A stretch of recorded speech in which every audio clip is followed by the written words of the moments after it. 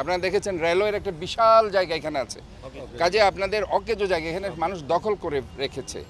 তা আমি আপনাদের সাংবাদিক ভাইদের মাধ্যমে প্রশাসন এবং ঊর্ধ্বতন যারা রেলওয়ের যারা উপদেষ্টা কর্তৃপক্ষকে জানাতে চাই, এই জায়গাটা যদি আমরা হকার্সদের জন্য অন্ততপক্ষে সিটি কর্পোরেশনের পক্ষ থেকে আমরা নিতে পারি, এটা দরকার হলে রেলও রাজস্ব পাবে।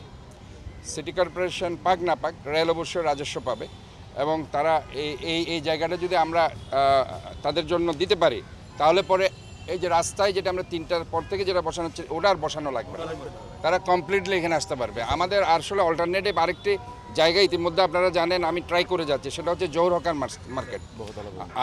আমি এদের সাথে কথা বলেছি, বিভিন্ন সময় কথা বলেছি, আমি তাদেরকে ডেকেছি এবং তাদেরকে কনভিন্স করতে চেষ্টা করেছি যে আপনাদের 800 দোকানদারের জন্য 3 থেকে 4,000 5,000 লোক আজকে বসতে পারছে না। এখানে নিচতলা একটা জায়গা, এটা 200 গন্ডার একটা জায়গা।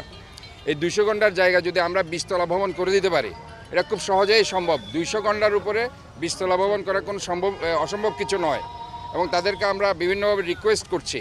তাদের 800 দোকানের পরিবর্তে আমি বলেছি তোমাদেরকে 1600 দোকান, দুইটা দোকান দেওয়া হবে, বাট আমরা এখানে 5,000 শ্রমিকের পুনর্বাসন করতে চাই এবং এইটা আমরা কথা চলছে। পাশাপাশি এটা এখন আমি কথা বলি নাই, আমি ওই দিন এমনি রেলওয়ে উপদেষ্টাকে বলেছিলাম যে শহরের প্রয়োজনে আপনার কাছ থেকে আমি অনেক কিছুই চাইব।